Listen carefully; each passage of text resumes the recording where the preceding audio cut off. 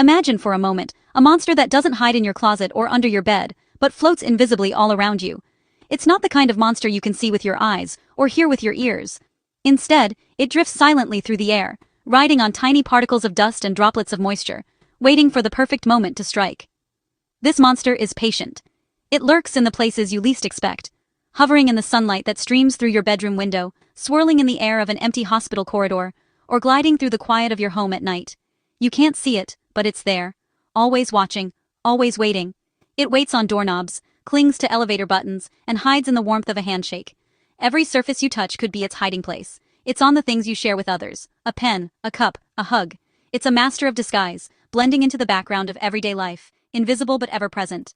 And then, with a single breath, it finds its way inside you. You inhale, unaware, and the monster slips past your defenses, beginning its silent invasion. It doesn't announce itself with a roar or a growl. Instead, it settles in quietly, multiplying cell by cell, deep within your body. For days, sometimes up to 2 weeks, you feel perfectly fine. You go about your life, laughing with friends, hugging your family, working, shopping, living as if nothing has changed. All the while, the monster is hard at work, multiplying, spreading, using you as its unwitting accomplice. You don't know it, but you're carrying a secret, one that could change your life, and the lives of everyone around you, forever. Then, suddenly, it strikes. Fever grips you, your body aches, and you feel weaker than you ever have before. At first, you might think it's just the flu, or maybe a bad cold. But then, the unmistakable sign appears. Small, red spots begin to bloom across your skin. They itch, they burn, and they multiply. Dozens, then hundreds, covering your body in a matter of days. This is no ordinary illness. This is smallpox, the speckled monster. The rash turns into blisters, filling with fluid, and soon your skin is covered in painful sores. Each one is a mark of the monster's power, a reminder of its ancient reign of terror. For most of human history, smallpox was the deadliest monster of all. It swept through cities and villages, leaving devastation in its wake. Hospitals overflowed, families were torn apart, and entire communities lived in fear of its next attack. No one was safe, not the young, not the old, not the strong or the weak. It didn't care who you were, king or farmer, rich or poor, child or elder. Smallpox was the great equalizer, striking down emperors and peasants alike. It left its mark on the faces of royalty and the hands of laborers, a reminder that no one could escape its reach. The monster reshaped civilizations. It wiped out entire populations, forced people to abandon their homes, and changed the course of history.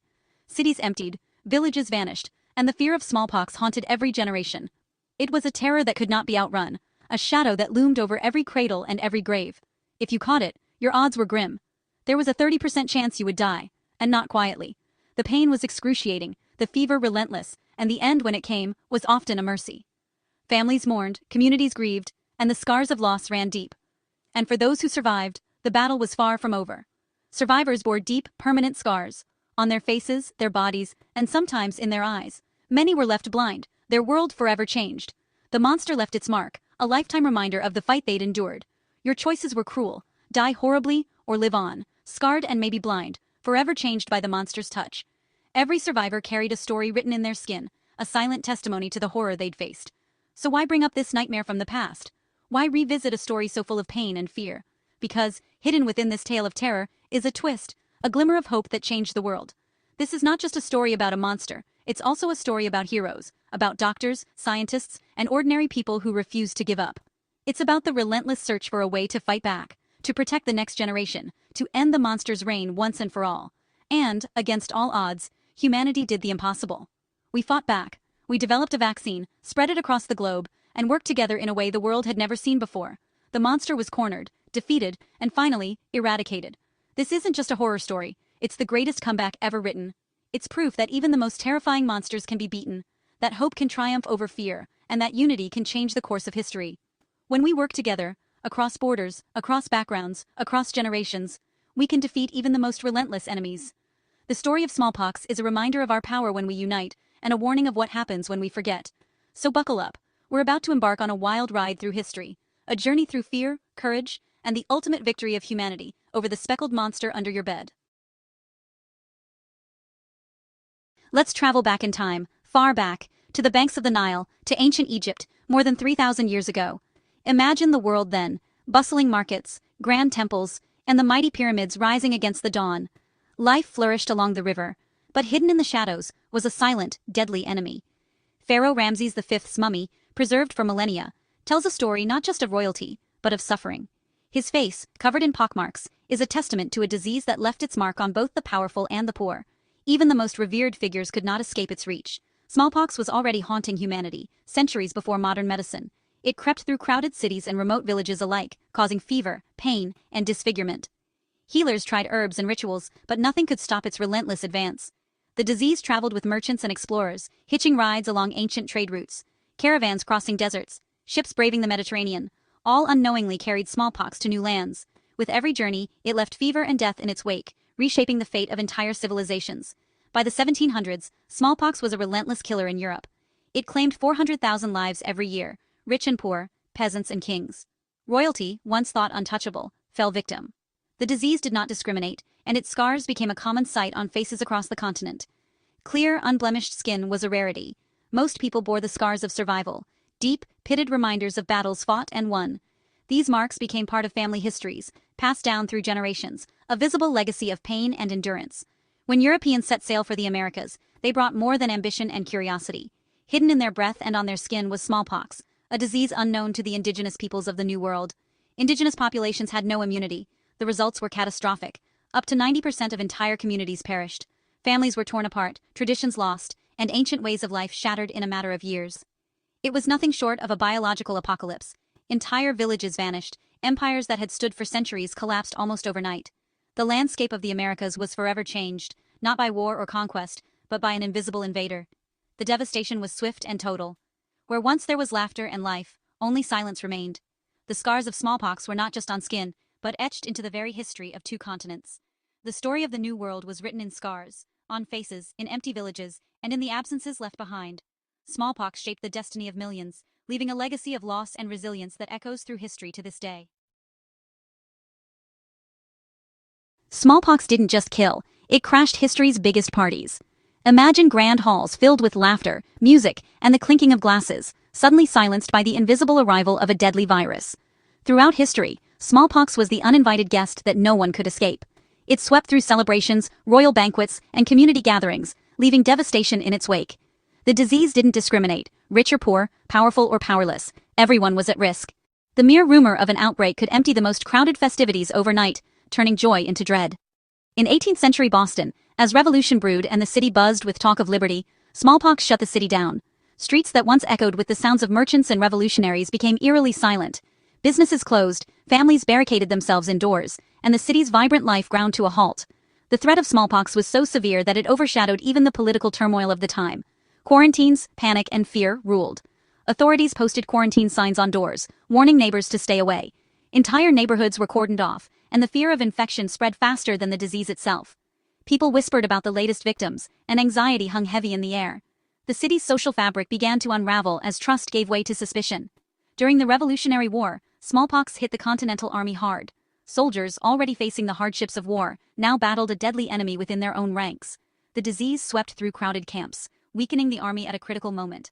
Commanders feared that smallpox could do what the British could not, destroy the fight for independence from within. George Washington, himself a survivor of smallpox, recognized the threat. In a bold and controversial move, he ordered his troops inoculated, a risky but crucial decision. At the time, inoculation was dangerous and not fully understood, but Washington knew that without it, his army might not survive. This act of leadership was a turning point, showing courage in the face of both disease and doubt. This gamble may have helped win the war. By protecting his soldiers from smallpox, Washington preserved the strength of the Continental Army. The victory celebrations that followed were not just for battles won, but for lives saved from the relentless grip of disease. Smallpox was even used as a weapon. Infected blankets were deliberately given to Native Americans. This act of biological warfare had devastating consequences, spreading the virus to communities with no immunity. The impact was catastrophic, wiping out entire villages and altering the course of history for indigenous peoples. The virus didn't just attack bodies, it tore at the fabric of society. Fear and grief became daily companions. Social unrest grew as people struggled to cope with loss and uncertainty. Communities that once stood together now faced division and mistrust, as everyone wondered who might be next. Families faced impossible choices: care for the sick and risk infection, or abandon them to save themselves. Pest houses, grim places of isolation, became the last refuge for the suffering. Inside, patients battled the disease alone, separated from loved ones by fear and necessity. The emotional toll was immense, as families were torn apart by illness and quarantine. Smallpox forced people into fear and isolation, testing the bonds of community. Streets remained empty, homes were sealed, and families communicated through closed doors and windows. The epidemic left scars not just on bodies, but on hearts and minds, reminding everyone that even the strongest societies could be brought to their knees by an invisible enemy. Meet variola, the smallpox virus. It only infects humans, making us its sole target. Variola major was the killer, with a 30% fatality rate. Minor was less deadly, but still dangerous. The virus spread through droplets and contaminated surfaces, hardy, sneaky, and highly contagious. Once inside, it hijacked your cells, incubating for 12 days before unleashing fever, aches, and then the telltale rash. The rash started in the mouth, then spread across the body, turning into painful pus-filled sores. Survivors were left with deep scars. The ordeal lasted a month of horror. For centuries, humanity's only defense was variolation, deliberately infecting people with smallpox to give them a milder case. Risky, but better than nothing. Death rate, 2% versus 30%. Lady Mary Wortley Montagu brought variolation to England, championing it despite resistance. But a breakthrough came from an old country legend. Milkmaids who caught cowpox never got smallpox. Cowpox caused mild sores, but then lifelong immunity. The medical establishment dismissed it, except for one country doctor. Enter Dr. Edward Jenner. Fascinated by the Milkmaid legend, he wondered, could cowpox protect against smallpox? In 1796, Jenner took pus from a milkmaid's cowpox sore and scratched it into the arm of James Phipps, an 8-year-old boy. James got mildly ill, then recovered. Weeks later, Jenner exposed him to smallpox. James didn't get sick. He was immune. Jenner called the procedure vaccination, from the Latin for cow vacca. The medical world was skeptical, even mocking. But vaccination was safer than variolation. It didn't cause outbreaks. It was a medical miracle that would change the world. Jenner's discovery was revolutionary, but smallpox lingered for centuries. In 1967, the World Health Organization launched a global eradication campaign. The goal: wipe smallpox off the planet. Countries united, even Cold War rivals. The strategy? Ring vaccination. Contain outbreaks by vaccinating everyone around each case. Health workers traveled to the remotest places, overcoming obstacles and suspicion. A simple bifurcated needle made mass vaccination possible. The campaign was a massive logistical feat, but it worked. Imagine if smallpox still existed today. Every fever would bring panic. International travel would be a nightmare. Social distancing would be permanent. The economic and psychological toll would be immense. We'd never be free of fear. Instead, we live in the world that won. We're the lucky ones, born after the victory. It's a gift we should never take for granted. The ring vaccination strategy worked. The last case of deadly smallpox was in Bangladesh, 1975. The last mild case in Somalia, 1977. After 2 years of searching, the monster was gone. In 1980, the World Health Organization declared smallpox eradicated, the first and only human disease wiped out. Today, the virus exists only in 2 high-security labs, one in the US, one in Russia. Should we destroy the last samples? The debate continues, but the story of smallpox is a story of hope. We faced a monster and won, together. Let this be a reminder: science, cooperation, and human determination can change the world.